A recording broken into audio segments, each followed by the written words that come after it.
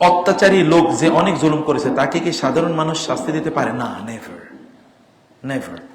শাস্তি কোনোদিন মানুষের ইস্যু না। শাস্তি কিসের ইস্যু? এটা হলো একটা জাস্টিসের ইস্যু, একটা লিগ্যাল প্রসিডিউর ইস্যু।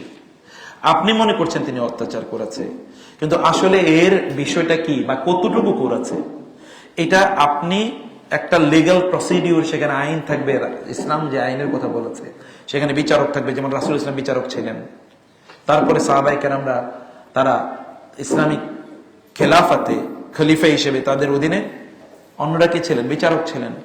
বিচার পদ্ধতি ছাড়া কোনো মানুষকে আঘাত করা এটা হারাম, এটাও জুলুম, এটাও কি জুলুম। অতএব আগে জালেমও কিন্তু কি মাজলুম হতে পারে, জালিমও মাজলুম হতে পারে।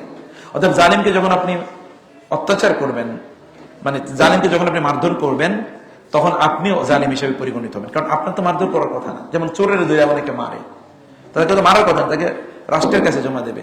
এখন বলবেন যে রাষ্ট্র তো চোর, অনেকে বলতে পারে রাষ্ট্র তো চোর, মানে রাষ্ট্র তো চোর হয় না, রাষ্ট্র যারা চালায় তারা চোর, কিছু লোক। তো তারাও তো ওকে ছেড়ে দেবে খেয়ে, এটা তাদের কাজ। আপনার কাজ আপনি তার কাছে সোপর্দ করেন, এটা আপনার কাজ, আপনার দায়িত্ব। কিন্তু আপনি নিজে কাউকে শাস্তি দিতে পারবেন, এটা দেয়া জায়েজ নেই, বরং আপনি তখন কনভিক্টেড হতে পারেন বিকজ অফ দিস। 2 নম্বর বিষয় হলো, একজন ব্যক্তিকে শাস্তি দেওয়ার প্রপোর্শন কতটুকু, এটা সিদ্ধান্ত নেবে, নির্ধারণ করবে আদালত, মানে মাহকামা। মাহকামা মানে হচ্ছে বিচারালয়, নির্ধারণ করবে যে একজন ব্যক্তি কতটুকু শাস্তি পাওয়ার যোগ্য, তার চেয়ে বেশি না। এটা আপনি করলে আপনি তখন জালেম হয়ে যাবেন।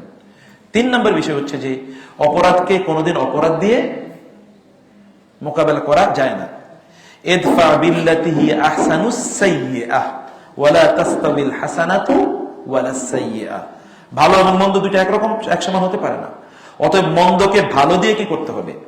প্রতিহত করতে হবে। মন্দকে ভালো দিয়ে প্রতিহত করতে হবে, ভালো করতে হবে। সেখানে প্রসেস একটাই, যে submit him or her to the legal system. The law will take its own course of actions. শাস্তি whether he she be punished or not, এটা ল এর কাজ, এটা আমাদের কাজ না কোন অবস্থায়। এটা করলে আইন হাতে নেওয়া হবে।